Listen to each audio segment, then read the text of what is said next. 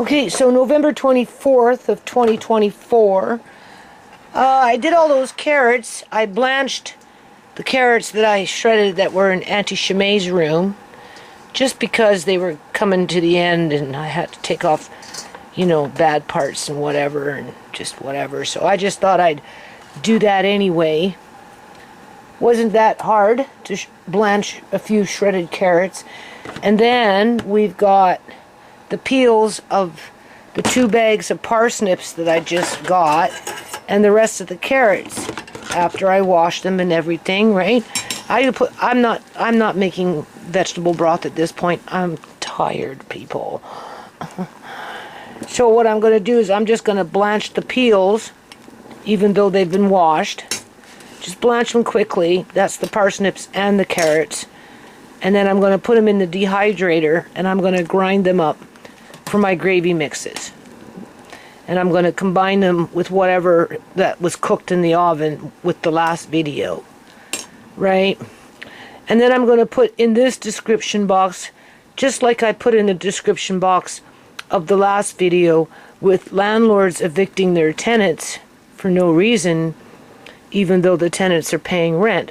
Well, the reason is because the landlords want to capitalize off of the housing corruption with the overinflated price gouging of rents. That's the only reason, right? You know what I'm saying? So I'm kind of facing that same situation, right? And like I said in my previous video, my landlady knew what was coming. This was long planned before we even became aware of it. When you have somebody walk in your house telling you to start selling your books right after somebody in your house disappears, medically kidnapped, which is an illegal criminal act, right? Telling you to sell your books, sell your stuff, to start getting rid of them in 2015. They knew what was coming, right? And if not that, they were wanting you to downsize so that as the rents were going up, it would be easier just to throw your shit out into the fucking garbage bin. Let's just put it that way. Okay? So, you know, clearly we're not living in a civil society, because this is the crap that went on in England in the 17th and 18th century with landlords price gouging and being slumlords, not, you know, just whatever, human trafficking, while they lived high on the hog, right? And then with the potato famine, the Irish potato famine, same damn shit, right? Yeah.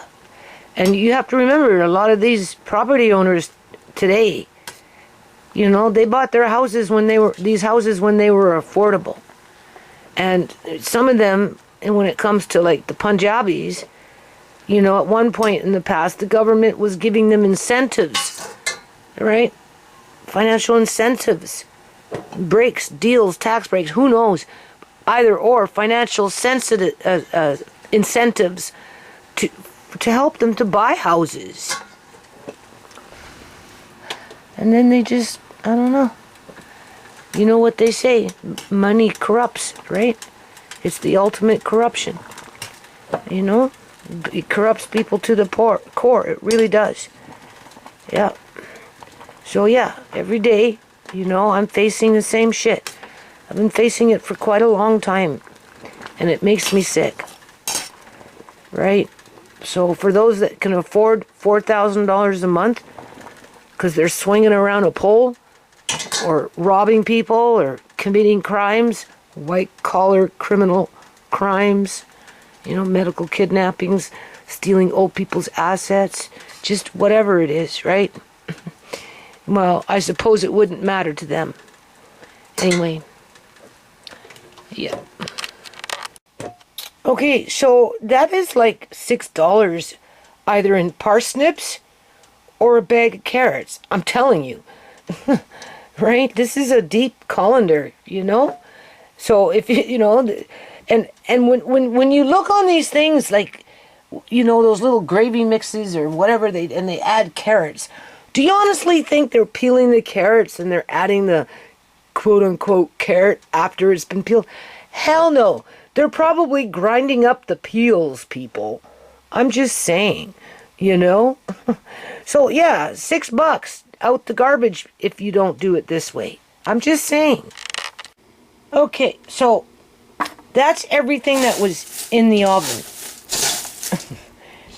You wouldn't know it in that big roasting pan, eh? So basically what I'm going to do now is I'm just going to grind it up as fine as I can. Right? And then I'm going to take that sieve and I'm going to shake that powder back into this bowl to get any bits of, you know, that, especially that, what is that? Asparagus. We don't want. And I think, and then after this is done, and I've got it down to a fine powder, because I took it to the sieve, I'm just going to jar it up, and then when those carrot and parsnip peels are done, I'm going to grind them up, maybe sift it, see what we get, right? And then I'm going to combine the two. That's what I'm going to do. Hold on. And keep this in mind too, okay? So I'm dealing with Punjabis here, right, people? I'm just saying, and they're all over the place. And they all think the same, pretty much. Yeah. And so if you get a eye specialist that's a Punjabi like I had, I mean, what do you get? You get the same kind of, I guess you could say, treatment, because ultimately, at the end of the day, that woman with her staff, who are all Punjabi, they put like full bottles of freezing agent in my eyes, people. Seriously, because by the time I got to my car, after the fact, right? Because they wanted to put, right? So they put, and then I went to go see and she put the eye specialist 2 times. Oh, God, no, people. They did whatever they did it on purpose. Because when I left the office, after it was all said and done, I was spitting out the 2 big green, glowing under the sun gobs of something from the back of my throat from what they put into my eyes. They were big green, 2 of them, like that. Like a toonie. I spit on cement and it was fucking glowing green.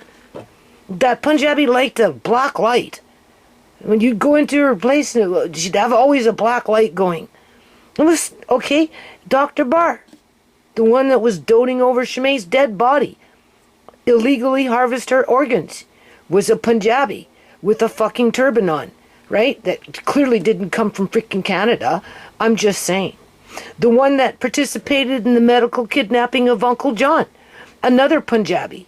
Right? Only she had a British accent. I guess she went to school in Britain but came to Canada to work. Who knows?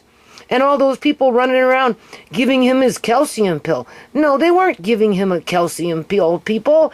They were giving him Oxycontin. They're all Punjabi. This is what I'm saying. Right? So, you know, like, where does that leave you? Seriously, where does that leave you? When you can't get good eye care, you can't trust the healthcare workers within the system, right? Because that's, you know, clearly they're targeting their tenants, right? Unless, of course, you can cough up $3,500, $4,500, $6,000 a month for an old bungalow that's going to be torn down, and they don't want to fix it because it's just a matter of time before the property developer buys it up. And then throw your ass out onto the fucking streets. Sorry, boo-boo streets. As if they care, because they don't. There's too many people being thrown out of their houses onto the streets. Right? Or apartments. Right? Okay, so I ended up using Amari's little thing that I use, right? I don't know. Some kind of little grinder. Worked pretty good, actually. It did the job. That one, not so much. And now, you can see, it's a very fine powder. perhaps you can see. I can't see. Everything's blurry and whiter and just messed up for me today. And you can see what's left, just a little bit. To which I'm not going to worry about it. I'll just save it, and when I'm grinding up the carrots, I'll put it in with the carrots. Other than that, this is really nice and fine. I mean, for the big roasting pan, you can see you don't get very much. So I'm going to put this in a small jar. Hold on. Okay, so a whole roasting pan of vegetable bits and ends and pieces of everything, right? Look at that. All reduced down to a fine powder into a 250 milliliter canning jar. Isn't that something? And now, when the potato, what is that called? Parsnip peels and the carrot peels are done, I'll do the same thing. And if I have to, I'll use that too, because that worked out pretty good. And then I'm going to mix them up. Now I got potatoes to do, and I'm going to have some potato peels. So I'm thinking maybe I might even red potatoes, right? I'm thinking when I'm ready to do the red potatoes, maybe I'll blanch the potato skins, dehydrate them, and grind them up and mix them in with this as well. Because this doesn't taste bad. It just needs a little flavoring. That's all. Okay, so the next day or so, whatever. Anyway, this is the parsnip peels and the carrot peels that I blanched. Alright? Then I dehydrated them together and basically ground them up together. But I had to take it through Amari's little grinding thing, which made it into a very fine powder, to which when I taste it, honestly, to be honest with you, I eat a lot of Miss Vicky jalapeno chips. I would say that whatever they put in Miss Vicky jalapeno chips might be something similar to this, except minus the jalapeno. If that tells you anything. The predominant taste, obviously, is the parsnips, but it's not overwhelming. That was 2 bags of parsnips. Oh, I don't even remember how many carrots. Either or. It doesn't matter. We know we're using this for gravy mixes. So this is the one that was cooked in the oven, right, with the Mod Podge of what I showed you in that last video. Now I'm tasting it now. It clearly has more taste because there's more different types of vegetables in it. But I am just going to mix it all up together.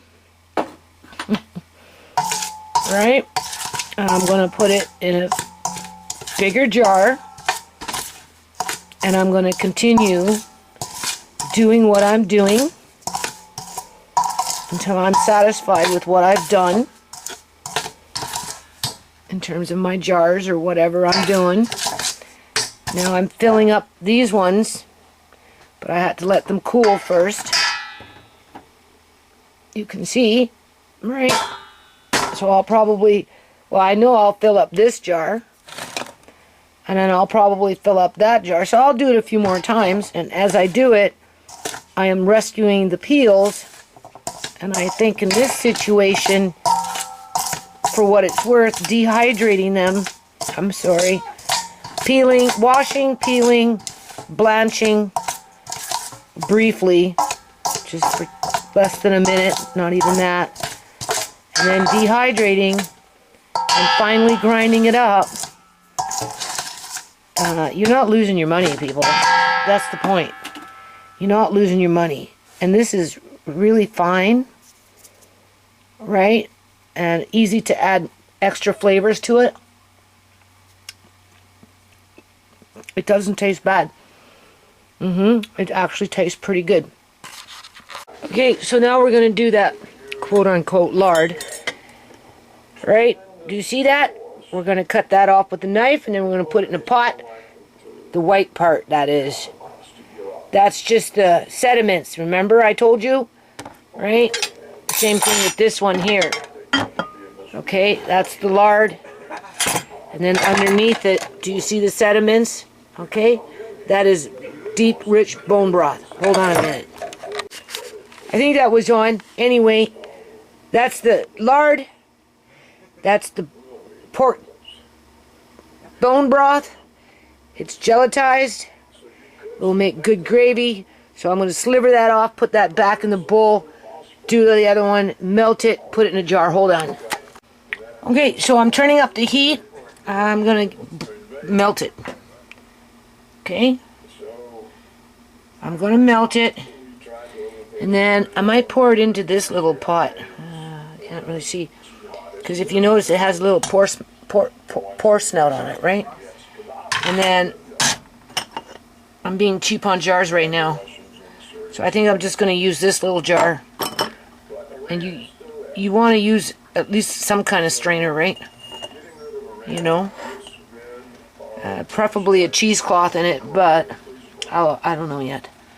I'm not too worried about it. So you have to strain it because sometimes there's little pieces of meat or whatever in the middle of this, right? You know, not sometimes, I don't know. It just works out like that, right? So we're just going to melt it, and if you wanted to seal it in a jar, you'd bring it almost to a boiling point, and then you'd put it in a jar, like a ball jar with a sealable lid, pour it in at that boiling point, put your lid on, put your rim on, screw it on, and then turn it upside down and leave it for like 15-20 minutes, turn it over. Chances are it will seal, right? And because it's pork, normally it's shelf stable, right? But this one has been cooked in water, so I mean, clearly you can still fry in it after the fact, right? But I don't know. Put it in the fridge. And if you want, I suppose you could freeze it as well, right? Hold on a minute. Okay, so you see, right? It's a different kind of fat. Alright, now that's gonna solidify again. Right? So we'll just let it cool for a bit. Now, that's gelatin. There's more than that. Where did I put it? Maybe I stuck it already back in the fridge. I don't know. And then this is for frying. Right? There's that pork, so I guess I'll just fry that up, and then, I don't know, I'll figure it out. There's more gelatin than that. Or maybe I stuck it all into the one bowl. No, I don't know. I don't know what I did. Hold on a minute. Yeah, that was the sediment between the two, right? Okay, so that is, and I got still a little bit of bone broth in a jar in the fridge. So tomorrow that will be used to make maybe gravy or something like that. Right? And then there's that. It's not perfect, but let's just put it this way. And yes, I dehydrated the bones and I'm going to grind them up. So as it is, with this now frying, right, I'm just going to, I used that little bit of grease that was in there to put it in there. But this is already a little fatty because, you know, they were spare ribs, eh?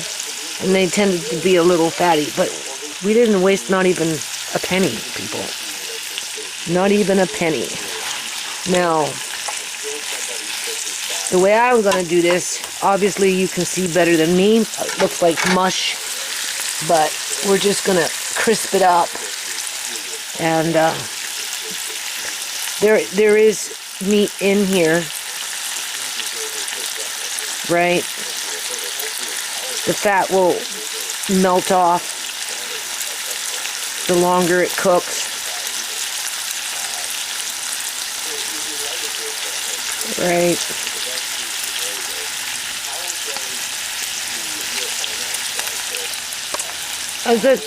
just doesn't have a lot of flavor because it was stewing in water with no salt. So at some point, I'm just going to put some seasoning salt on it, but I want to cook off. I want to crisp it up and crisp, you know, like, kind of like render it, but not really render it, right?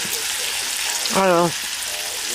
I mean, worst case scenario could be animal food, but if you give it time, I'm sure it will be fine, right?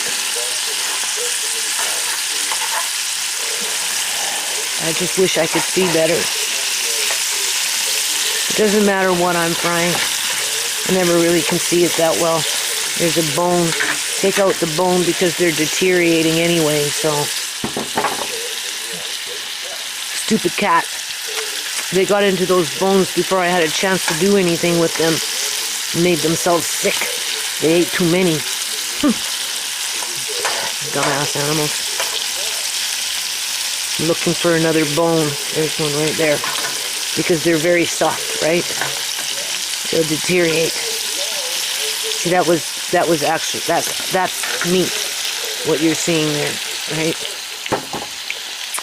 Because I did put pieces of meat in there. And that's meat too. Yeah. Geez, I don't see very well, so.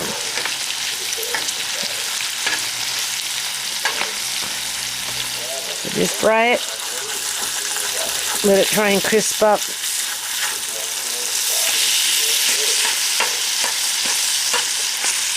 There's another bone. Yeah, there's another bone. I can hear it. I can hear it. There it is. Yeah, we know, Mickey, but no, you make yourself sick with that shit.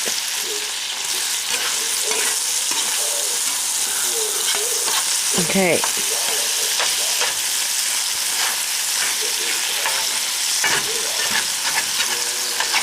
So we're just gonna let it cook now.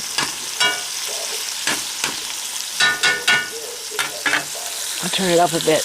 I wanna crisp it up and burn off some of that little bit of fat, right? So when this cools down, I will just put the lid on it and put it in the fridge. That is not quite a pound of lard, right? I think they're charging what? $4.97, $4.50. No, at least $4. It's either $3.97 or $4.97 for a pound of Crisco lard now. Yeah, right. Oh, what's this? Okay, there. So that's not quite a pound, but pretty close. And it's pure lard, even though it's little compromised in terms in comparison to store-bought lard. They say it's real lard, but you know, it's probably been irradiated. Right. Well, that one was stewed. Okay, hold on. Okay, so Andre said it smelled good even before I put the seasoning salt on. I put a little bit of seasoning salt on it. Think of it as ground pork, right? Parboiled ground pork. Okay, so it's crisping up. I don't think it's burning yet. So I'm just going to keep doing this for a little while, right? Just to burn off a little bit of that grease. And then after, I'm just going to sprinkle some of this stuff on top. Just in the fridge. And then we've got an old box of macaroni that's been on the counter open for the last 2 months. Andre doesn't like those. He prefers just normal macaroni in a bag with whatever he puts in it in terms of his cheese, whether it's Cheese Whiz or shredded cheese or whatever. But I bought a whole bunch of those and rebagged them into sandwich bags and got them in long-term food stores just in the event of. I don't mind them, but okay, do you see what's going? So we didn't waste anything, nothing. And then tomorrow, because I'm going to be mashing potatoes and dehydrating them again. Because I bought those 2 bags for, what, $8, $7.99 a bag? Versus $12 a bag now. Right?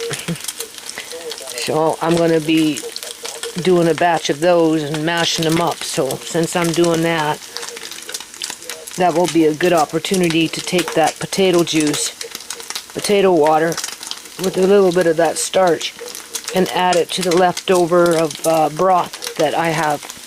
I'll make gravy. So tomorrow we'll have mashed potatoes with some kind of gravy. So nothing, not a single thing went to waste. Well, that can go in the compost, but I have to be careful because the stupid cats will find it and dig into it. Yeah. I left the bones out and I forgot. And then they got in there and they ate it. Andre, can you come and tell me how this is looking? I really can't see it. I suppose I could taste it. Looking good. Is it not? No. Get over it. You're saying 50. No more? Yeah. Yeah, I can't see it, eh? No, eyes deteriorate every day. Get worse and worse and worse and worse and worse and worse. The doctor lied to me.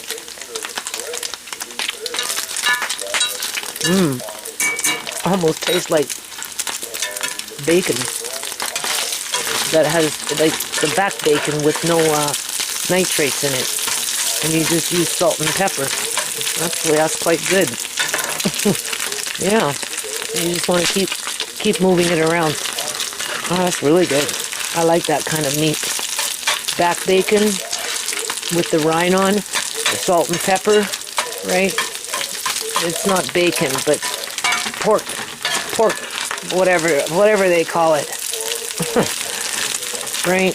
Pork back with the rind, and then you slice it into bacon strips and you salt it with pepper and salt and pepper and you fry it that way. Oh man, that's kind of what it tastes like, people. That's really good. It doesn't cost anything. Look at this cat just begging for it. Get out of here, you stupid cat. Alright, so I guess I have to take another bite. I can't really see what it looks like. So if we were to eat it like that, what am I getting? It's hot though. Oh boy.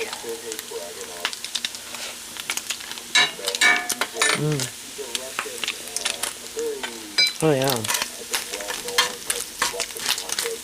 I think it's good just as is. Look at that. Hardly any grease left. Do you see that? That's so good. No regrets. I really like that. So I'm going to turn it off because being that I can't see, I have a tendency to burn things these days, like overcook it. But that's really good. It's got a little bit of a crisp to it, but it's still delicious. Oh yeah, that's really good actually. I'm so impressed with it. Okay. Honestly, I don't know what the date is. I think it's November 29th of 2024. You see that? I just brought that a little closer to me. That's the one I go online with normally with my Windows 10. The computer has got some hardware problems, but besides that point, this is a Windows 7 mine from back in the day. So I'm going to start on this one. Then I've got the one behind me that I need to clear off my table. And between, I guess, these three computers, people. Alright, I don't know what war room number this is. 5. Starting all over again. Yeah, starting all over again. When I moved into this house,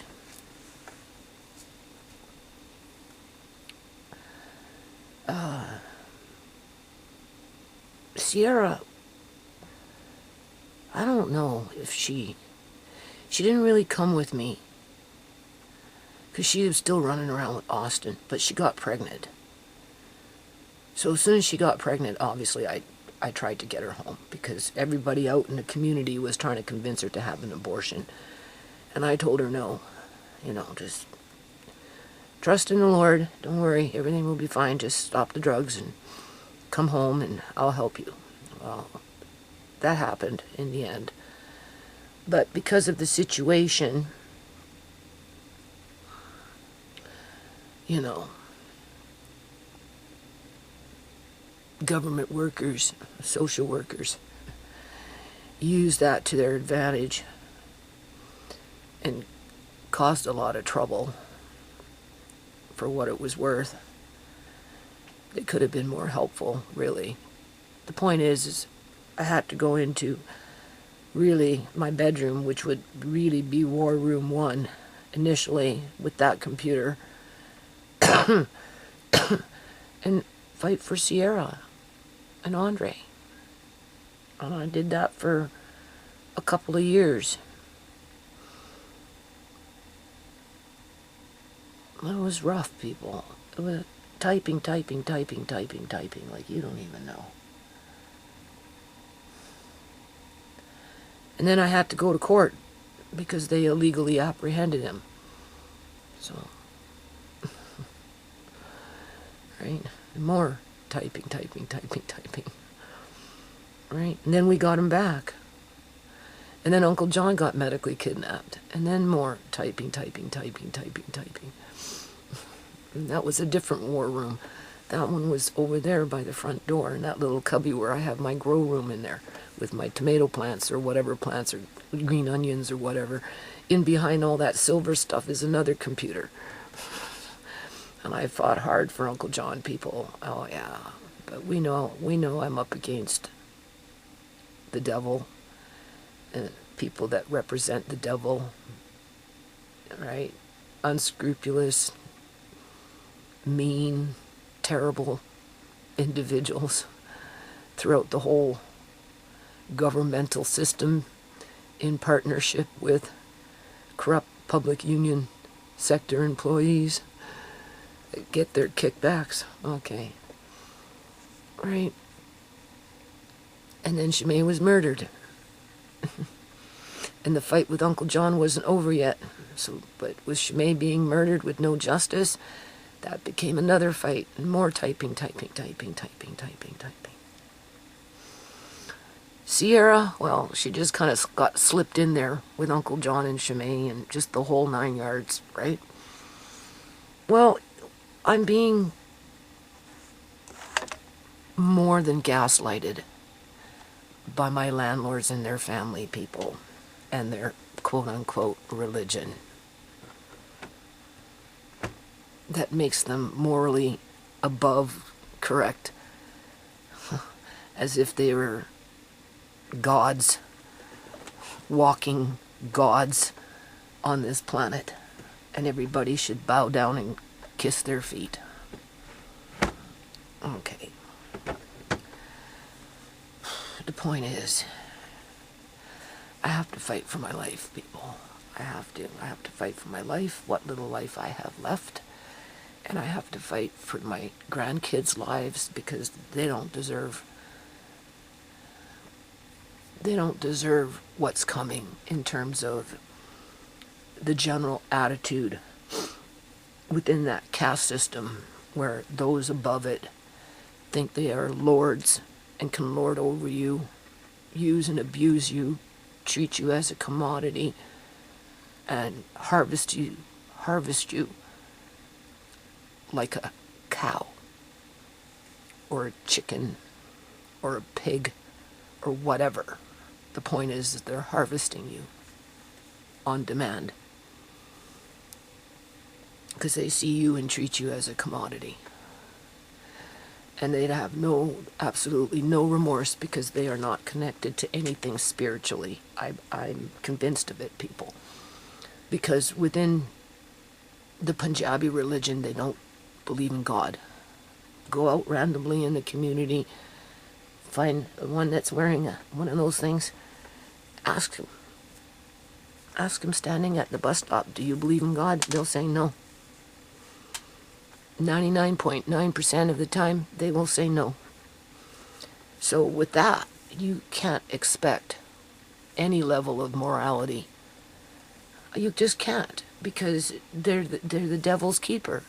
And that's just a fact, the way I see it, people, because nothing good comes from what they do outside of maybe for themselves when they build their little communities. Their communities. For their kind. Yeah.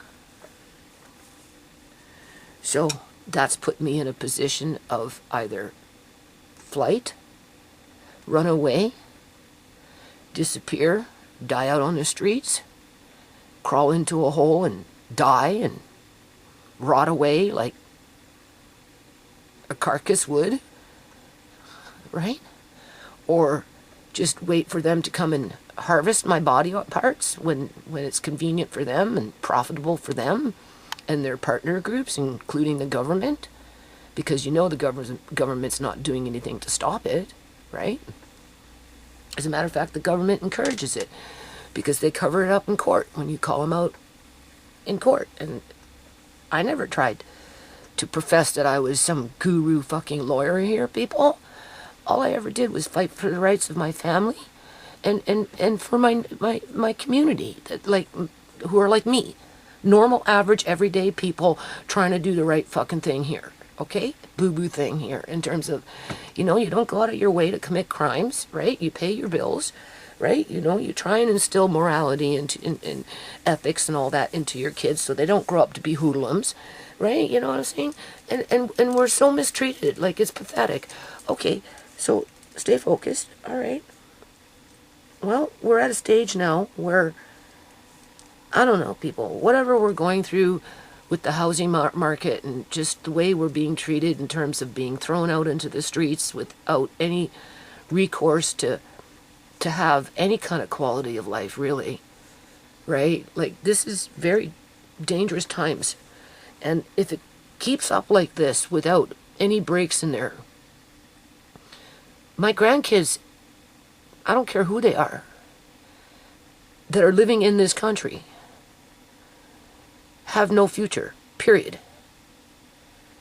They're just the next generation to harvest, use and abuse, and milk for every penny while they're alive. At the blessings of a government that clearly instigates it.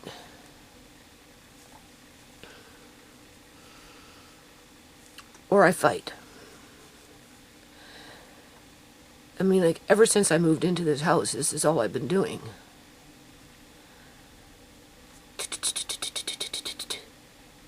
Which ultimately, in the end, means nothing.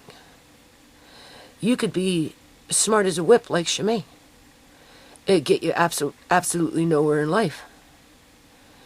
You can do what I've done with quote-unquote word power.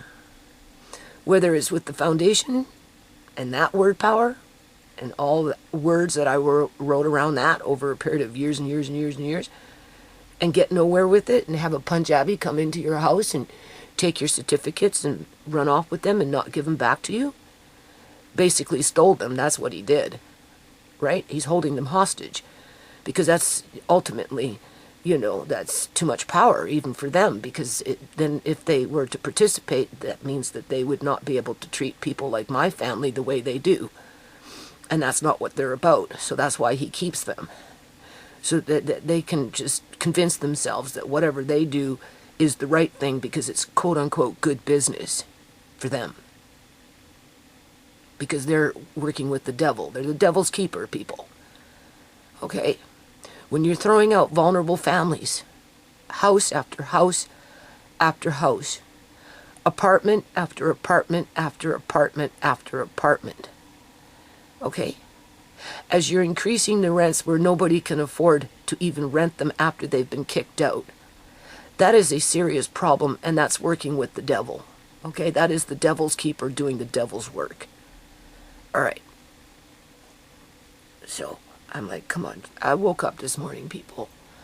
This is the shit that I was going through when they took Andre. This is the shit that I went through when they took John.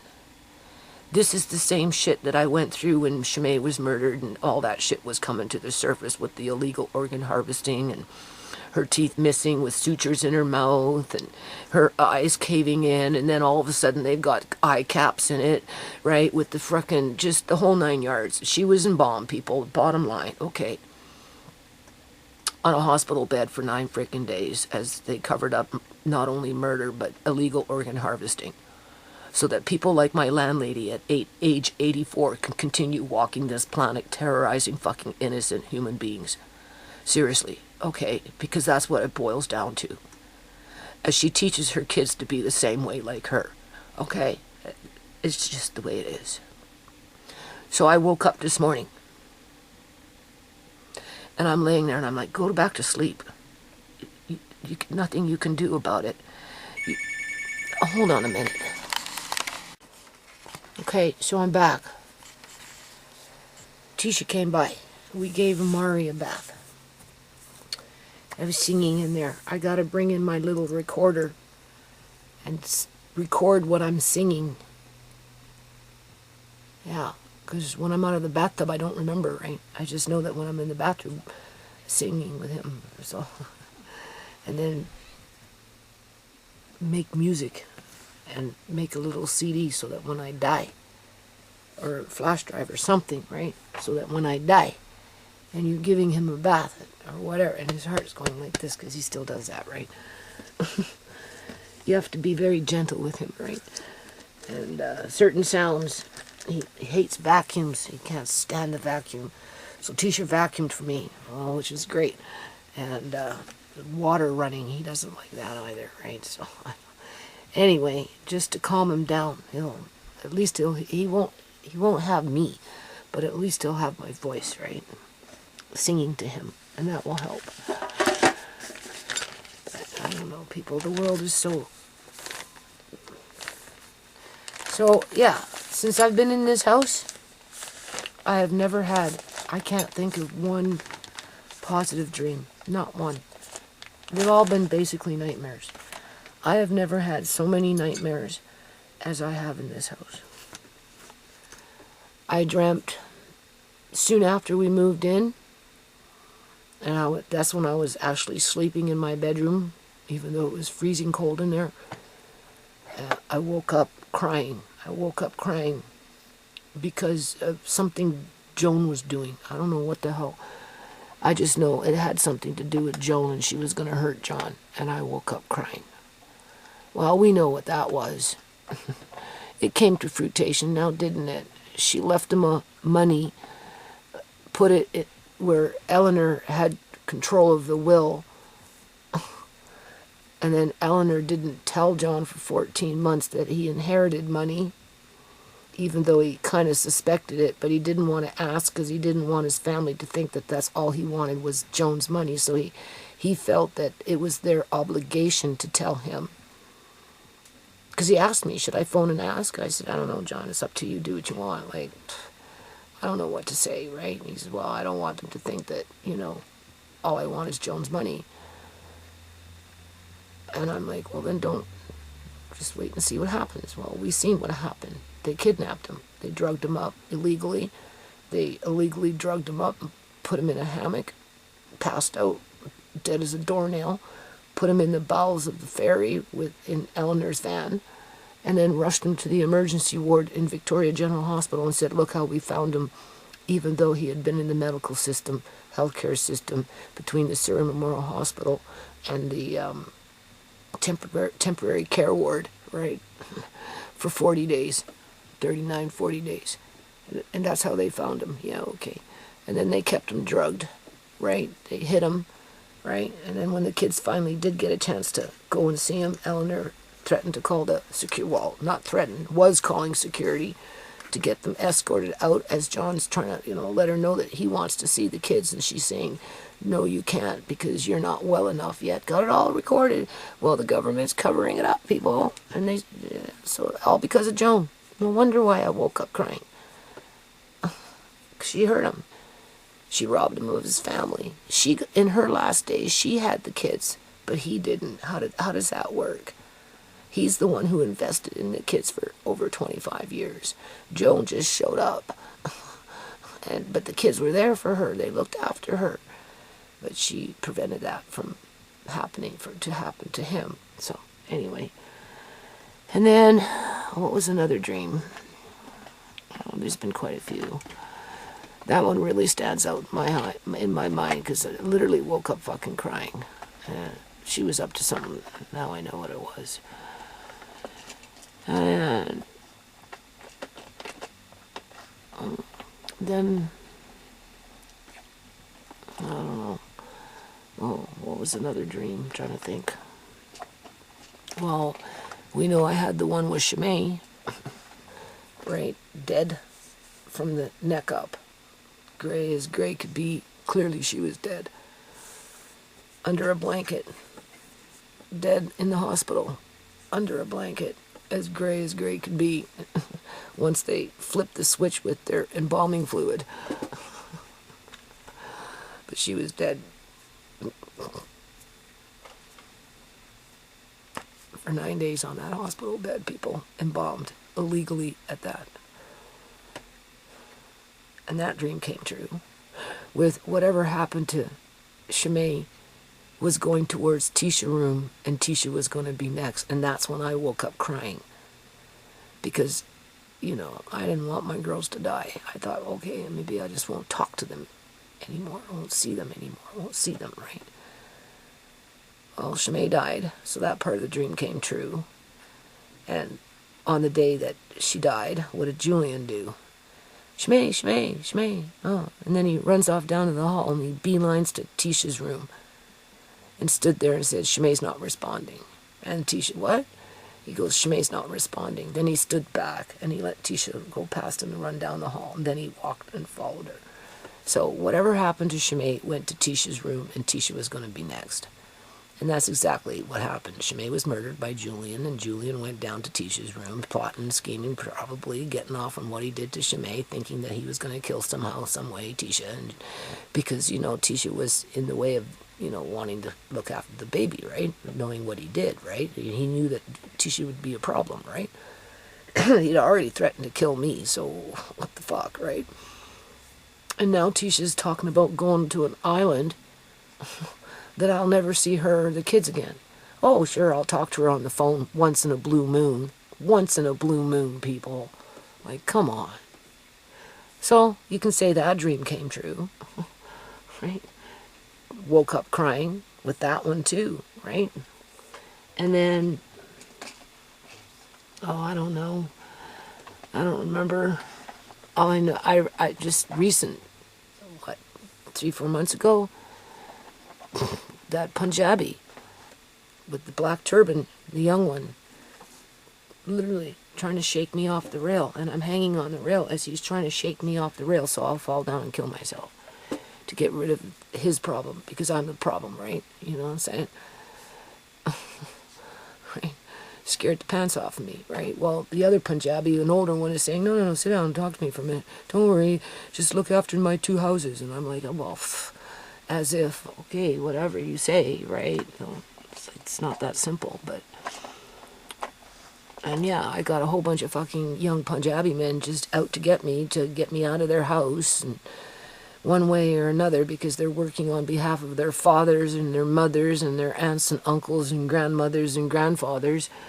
I'm just saying, the whole fucking clan, right? Because they think they own everything, and they're entitled to own everything, and, you know, be whatever. Like, and they don't even believe in God.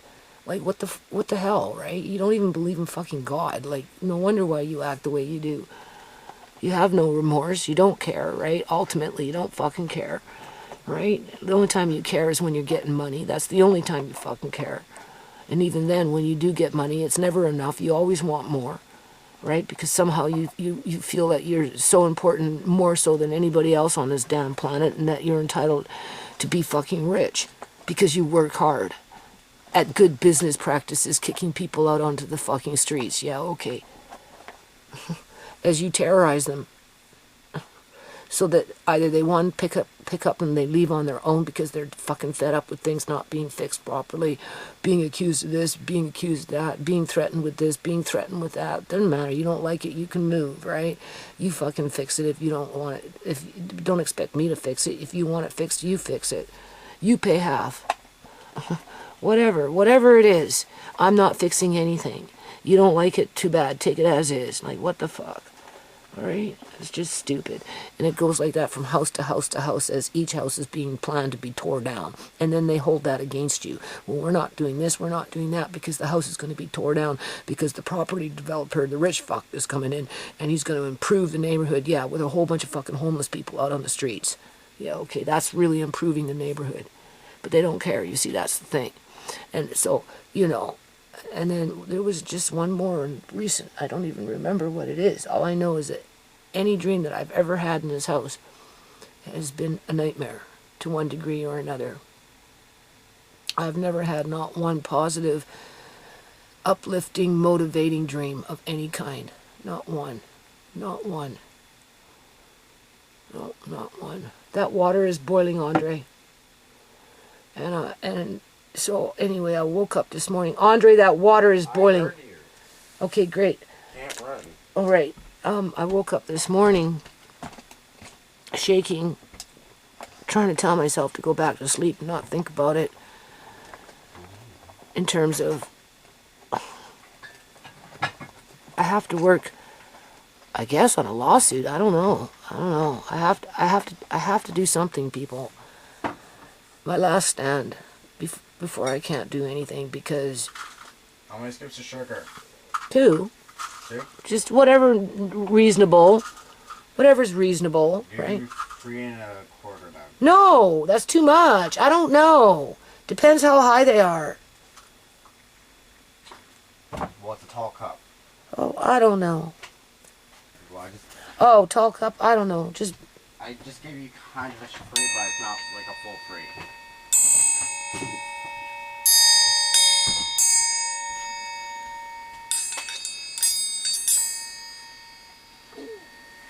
You like that, Amari?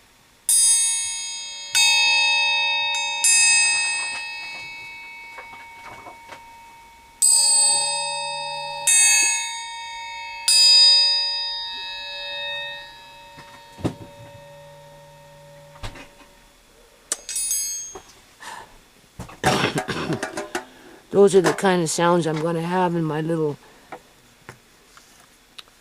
I don't know, songs I'm going to maybe create. You know how hard it is to be positive and create positive things when you're working and surrounded by so much negativity. It is so hard, people, but it's been nothing but negativity ever since I moved into this house. Like I said, not one positive dream, not one. Here, let me taste it first. And they're frightening dreams too. And I have no control. I have no control over them. Sometimes I think it's voice to skull. I do. Through that energy weapons, I do. It's like a form of, well, torture, right? Gang stalking technique to torture you.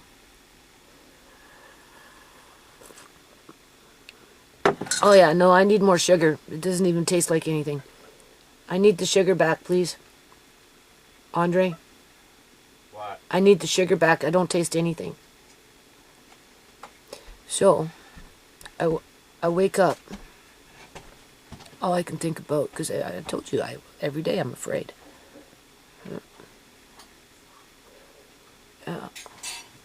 And because I know what I'm dealing with. Welcome to the new Congo. And I don't know how to stand up against it. Thanks. I don't know how to protect my family from it, never mind myself. I just don't know how. But then on the other hand, I can't just sit around and hope that the problem will go away, because it won't. It's like cancer. It's just going to keep growing and growing and growing and growing. Well,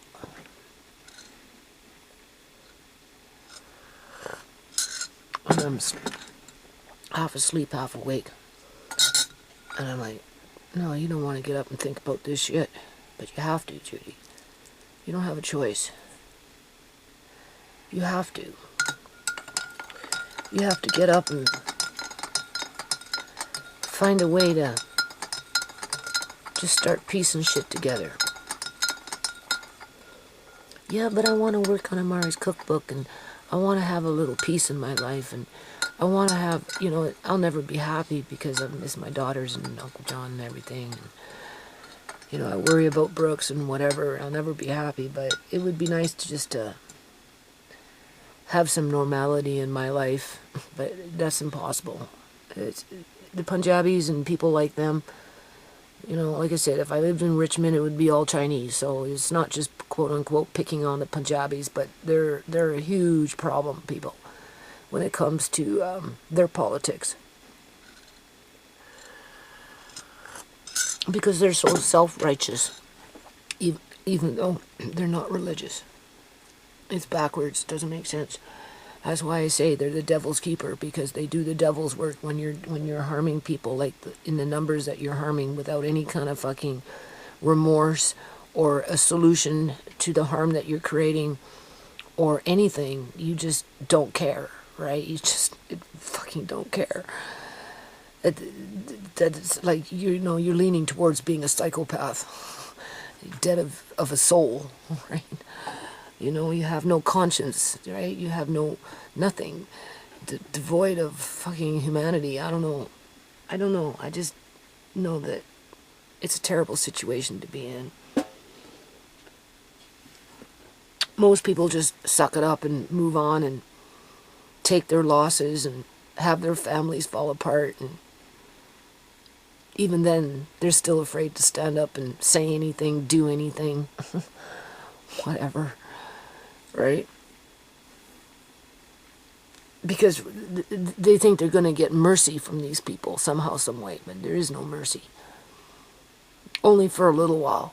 They get you where you're comfortable just even thinking that maybe you have a bit of fucking being treated with decency or something, like, you know what I mean? And then out comes the rug from underneath your feet and they knock you down and they remind you who's the boss. And who's the commodity? Who's the slave? Who's the cow? Who's the white trash, black trash, whatever trash you are of the day? And I'm laying there, and I'm like, no, you don't want to do this, Judy. You fought hard for Andre, you fought for Sierra, you fought for Shmay, you fought for Uncle John. You know what I'm saying? You fought for your family in general, you know, and like you fought for your community with the foundation, and you've written 10 million words, and those words never got you anywhere in life because you're dealing with 150% corrupt entities that are devoid of anything good, and that's why you never have good dreams, because you're surrounded by so much negativity. And you're already a victim to that negativity.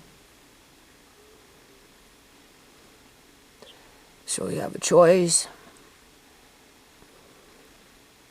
You either wait to be taken out, because that's the plan. Shaking me off the rail is to take me out. That's the plan. Or you try and do something about it. So I move this closer because I'm having a really hard time with my eyes. And then I have to tell myself, well, Judy, you're not the first person to go blind. And just do until you can't do no more. And maybe by the grace of God, whatever you've got done and you can't do it no more, God will send somebody your way to follow through on it. Otherwise, if you don't do it, nobody's coming. Nobody's going to help you. Nobody's going to save you. If you can't try and save yourself, at least try. Don't expect anybody to try and save you. And I'm like, okay, get up. I tried to shrug it off, because it's kind of like almost like a dream state, right? Because I was in the middle of half asleep, half awake, And I didn't want to get up and wake up because I didn't want to deal with the reality of what I'm dealing with. But yet I have to deal with that reality every day. And it makes me ill, people. Literally. And I'm tired of it. But I can't leave. There's nowhere to go. Everything will fall apart. And I'm sorry. Easy for you to say, let the government look after your problem. Well, yeah, it is my problem. But being that it's my problem, you're the bigger problem because you're the one that put my grandkids in jeopardy of being homeless and then subject to foster care, I guess, where they're going to be exploited and used as a commodity to prop up that portfolio within the government. And then Amari becomes a fucking test subject, an experiment at the whim of. Well, who knows where I am? Seriously. You can't expect my son to take on the burden without affordable housing because he's facing the same problem. So, and I'm like, okay, well, first thing you need to do is do a neighborhood survey. That's easy. I can write that out. No problem. But my eyes hurt. I don't want to look at the computer like I used to. The longer I look at a computer, the worse my eyes get. Even if I don't look at a computer, the doctor lied to me. Whatever he did, he screwed me over. He lied. And he made it worse from the day one. But I can still see a little bit. And it makes me sick just thinking about what's going on. And I just so want to be happy and do a few little happy things with the grandkids, right? But that's impossible. It's impossible. It's so superficial because you don't know when you're going to be attacked, threatened, intimidated, gaslighted, accused of something. Who knows? Just to manipulate you, to hurt you, not to help you, but to hurt you and the rest of your family. Because we're a commodity.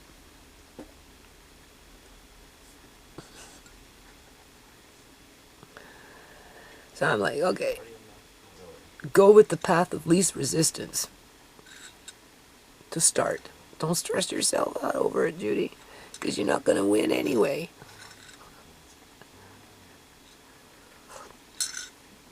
You're up against the devil and his companions.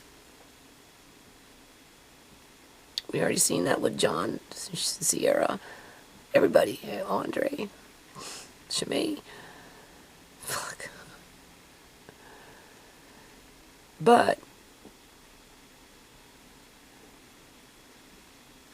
I can't keep having these kind of thoughts in my sleep. Never mind another nightmare.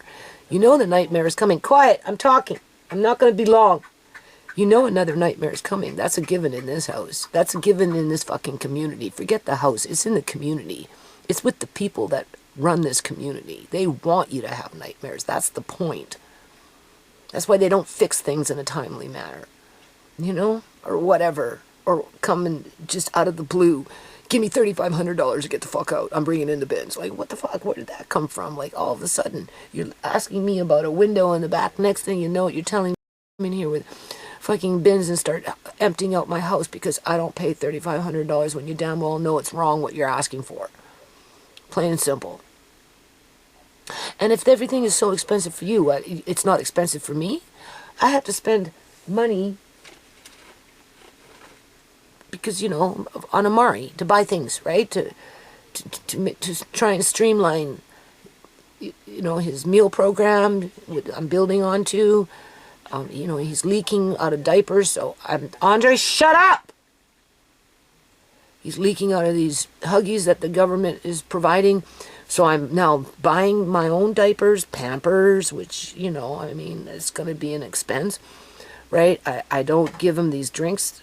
Well, I did. I gave him 3 in a course of a week and a half, and it bunked them up. So it's like, you know, I have to up the ante with the food, which I'm working on, right? So I had to buy dishes to make it easy so that it's not so cumbersome to do it, right? And then, you know, I do the organic prune juice in combination with either homemade juice that I'm making, which is almost the equivalent dollar amount at this point to make and then to buy, or the cheaper prune juice. Either or, it's an expense, right? So we got the diapers now I'm paying for.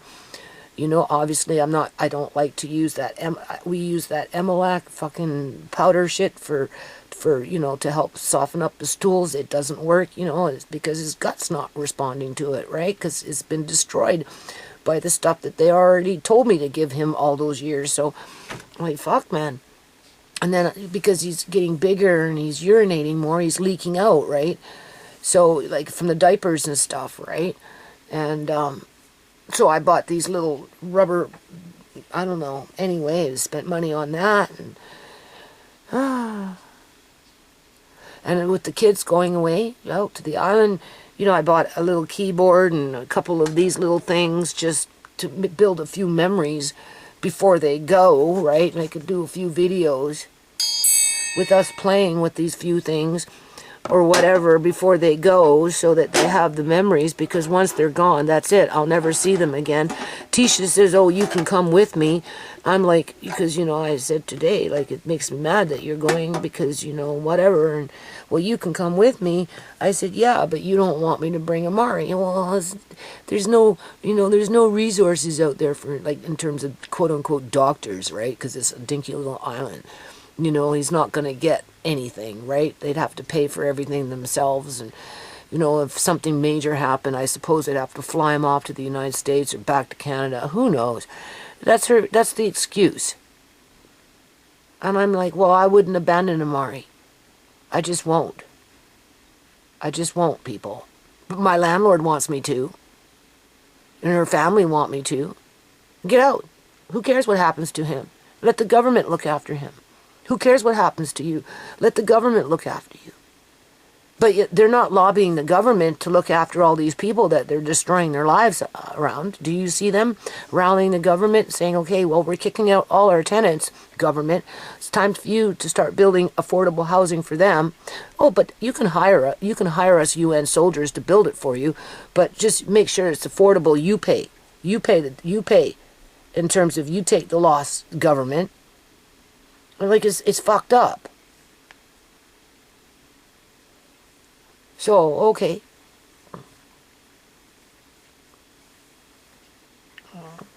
So I'm going to start a neighborhood survey. That's what I got up this morning, thinking, how do I start? How do I start? I already know what I'm up against. I know what I've been up against. I know what I can look forward to, which is nothing. Get rid of your stuff. You'll never have another place like this again. Yeah, well, gee, I'm not really fucking getting, like, bent out of shape over it, considering how many freaking nightmares I've had in it since I've been here.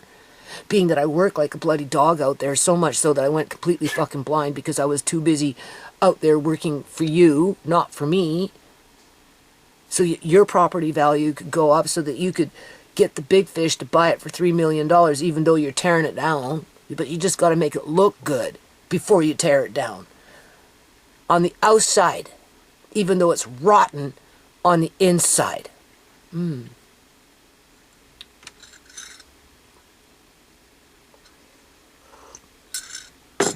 I'm like, do you really want to do this?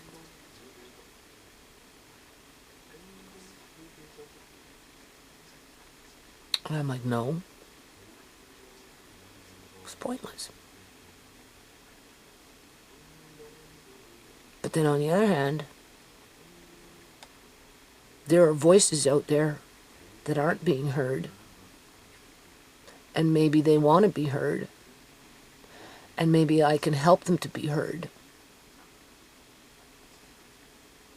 by including them with my voice. To, yeah, I guess, hold the government to account. being that my landlady wants the government to look after this problem that her people have basically created because of their greed. Because that's what it boils down to. Right along with the corporations that are running these apartment buildings to the ground. Overinflating the prices because the Punjabis jacked up the prices, so everybody's on the same page. Making people pay oodles and oodles and oodles of money for a broken down apartment that's bug infested, mouse infested, cockroaches, bed bugs, cupboard bugs, mice infested, right? You know, until the city decides they don't want those buildings anymore and it's time to tear them down and evict another 400 suites at one pop within so-and-so block radius. And then expect them, those people, just to find someplace else to go, even though none of them can afford anything else, because once they leave what they're already paying, they're going to be asked to pay 50% up to 200% more than what they're paying. And if they're paying $2,700 for a broken down fucking 3-bedroom apartment that's going to be slated to be tore down, to only be forced into these fake prefab fast track build, right, you know, fucking things that they're building out here just because they're laundering money. But nobody can afford to live in it. I'm like, where are these people going to go? I'm going to ask them with that survey, where do you plan on going? What's your maximum dollar amount that you can afford to pay once you leave this place? And if you think you're going to be safe in these old apartment buildings, you got another thing coming, because that acorn already exposed what the city is doing with them. They're tearing them down. They're tearing them down as fast as they're tearing down the old houses, because they're in bed with the devil, doing the devil's work. That's what they're doing, as they're harvesting body parts for various reasons.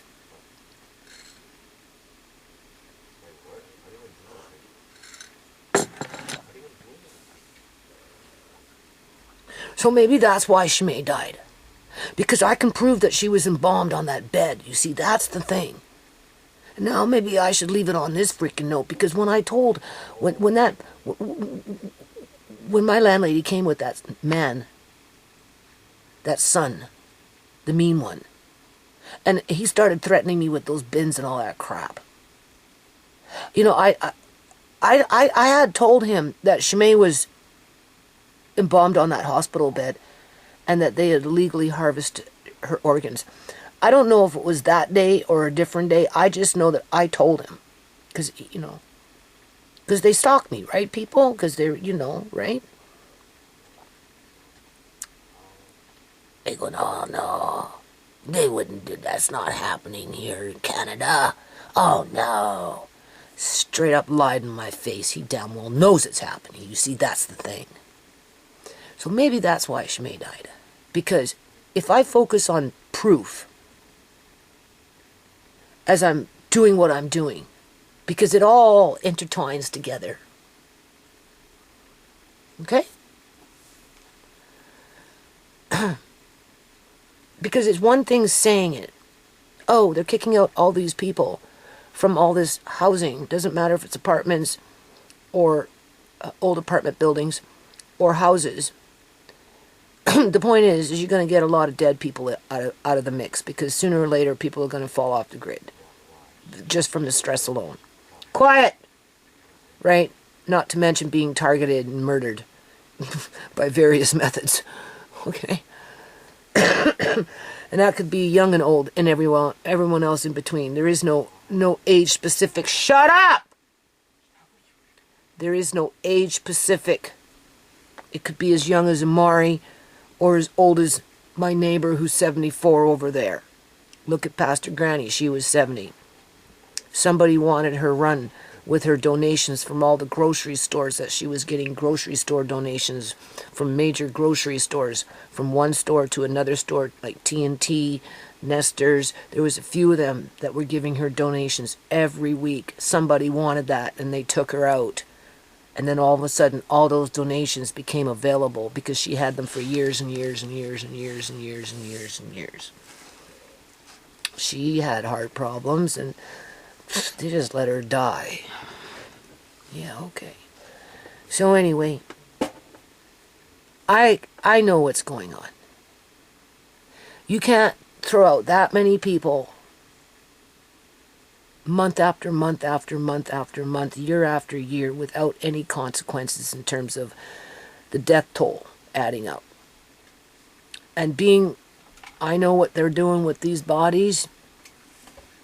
It only makes sense that they want a surplus of bodies to access and funnel through their housing projects to prop it up. Yeah. So, I'm glad I'm talking this out because Shimei's at the top of the list in terms of why are you throwing out all these people? What is the point? What do you get out of it? A bunch of dead people just lying off in the streets waiting for the street sweeper to clean them up and throw them into the fucking trash can? No. They're capitalizing off of it, people. One way or another, they're capitalizing off of it. It's too easy for these people, like the Punjabis and the Chinese or whoever. Oh, let the government look after you. You're the problem. The government needs to look after you. Well, then there's a whole lot of fucking problems out here, people. A whole lot of fucking problems. How did we all of a sudden we all became a problem? If you live in an old house and you rent her, you all of a sudden became the problem. If you live in an old apartment building, all of a sudden you became the problem. Huh? We're talking thousands and thousands and thousands and thousands and tens of thousands of people all of a sudden becoming the problem. How did that happen? And who's to say that we're the problem? We have problems, but we're not the problem.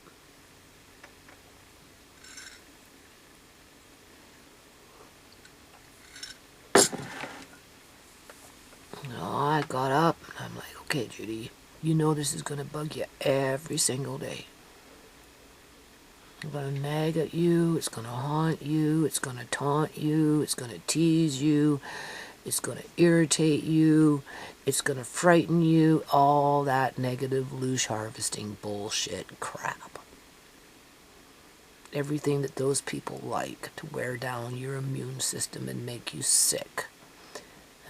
Quivel, to make you quivel. And then shrivel up and die. And if they can capitalize off of your body, they will.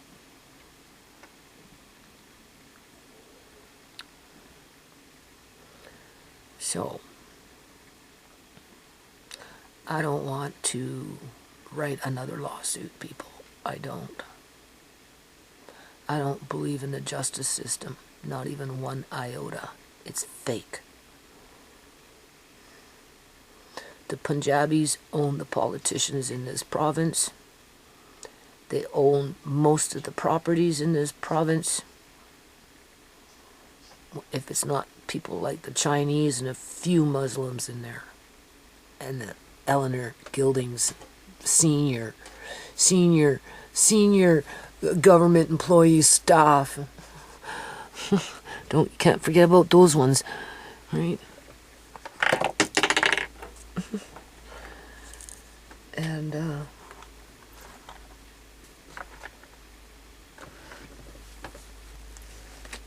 but as it is, it's like being a fish in a fish tank in a grocery store. You're alive. You can look out around you and see the world go by. You're hoping somebody will rescue you, but you kind of know that you're already dead. And it's just a matter of time before you're on somebody's dinner plate, because there is no escape. There is no escape.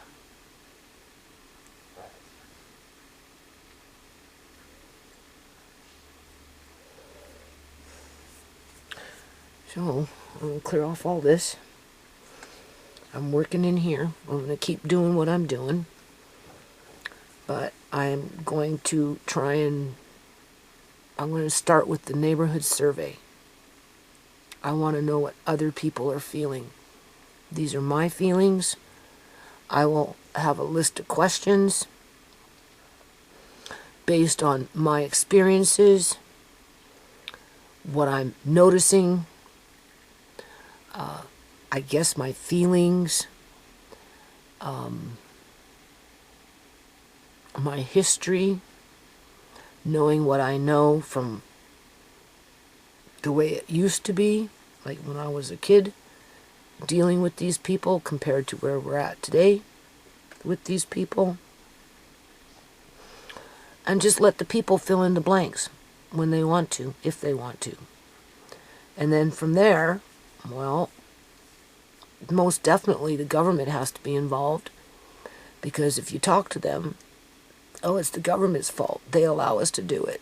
It's the government's responsibility to look after you, because it's the government that wants us to build these buildings. All right?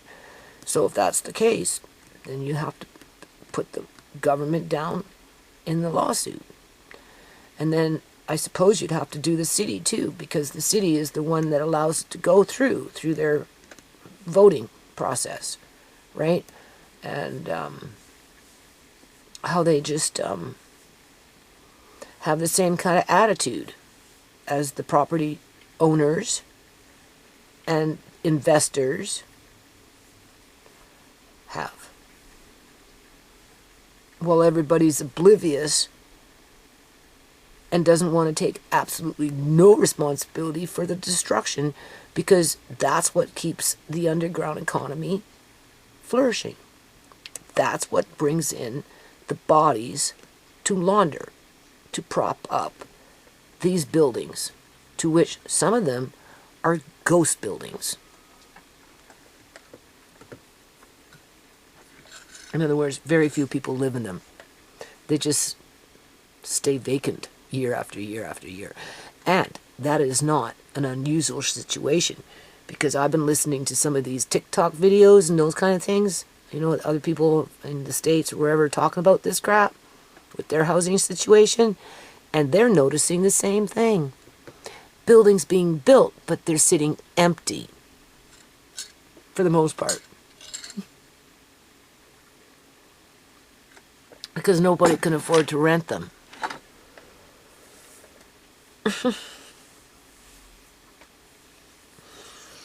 And whatever affordable housing that they did have was taken away from them with no alternative. So therefore, these people that are doing this are giving us a death sentence. It's not a fast one. It's a slow, drawn-out one, unless, of course, you get murdered, and then I guess it kind of happens fast. But, you know, normally it's a progression of losing this, losing, until there's nothing left to fucking lose except your life after you've basically lost everything. Why do you need so many books? Sell them off, get rid of them. $2 a book. Why should you be caring how many books I have? You should be proud and happy that I like to have books. Most people don't even like to look at books anymore. What does that tell you when you come across somebody that actually appreciates a book? Why wouldn't you be, like, happy? Unless, of course, you want me dumb. Easy to control me when I'm dumb, I suppose. Easier to control me when I own nothing. Especially when you go out of your way to make me miserable and keep me miserable to the point where I have nothing but fucking nightmares in your house. And I don't know when they're coming, and I can't stop them. And as it is, they seem to come out to be true, to which I'm wondering where these nightmares are really coming from. I don't know if it's a psyche thing, and that's just God preparing me to be strong for when the shit does happen, like when Shimei died, or it's voice to skull. Who knows? All I know is I seen it before it happened. But I know why what's happening is happening in terms of all these people being thrown out, because it makes it easy for those crooks to harvest our organs, people. But if you say it to somebody, and I'm going to end it on this, if you say it to somebody like that, oh no, that's not true, that's not happening.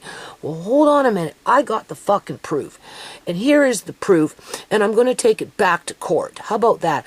And maybe if I do this neighborhood survey and a little more outreach, I might get some more, quote unquote, at least moral support with people going through the same things that I'm going through and my family is facing.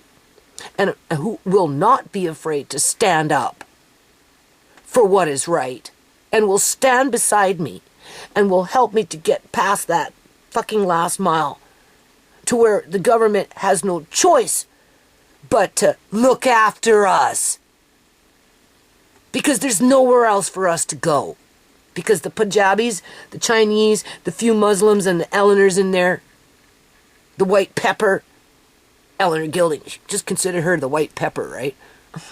You know, peppercorn, right? She's just a little peppercorn in there, you know, because the majority of them are not fucking white that's doing this shit, okay? It's brown people, to one degree or another, that come from different countries. They all think the government should be taking care of the problem.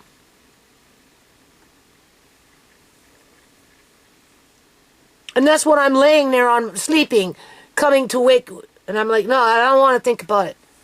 I don't want to do it. No, why should I have to? Why?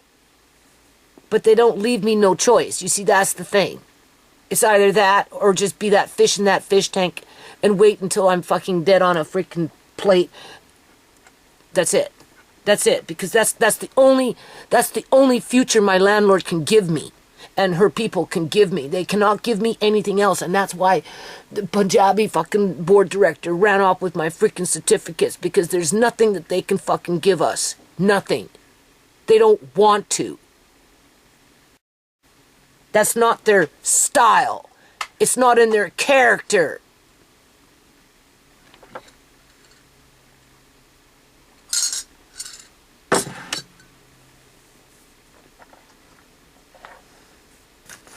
And don't think that I like doing this crap, because I don't. I didn't like doing it when I was fighting for Andre and Sierra. I didn't like doing it when I was fighting for Uncle John. Sure in hell didn't like doing it when I was fighting for Shimei. I'm tired, people. I'm so fucking tired, you don't even know. But I can't even have a freaking normal life. There's nothing normal about what's going on. You understand?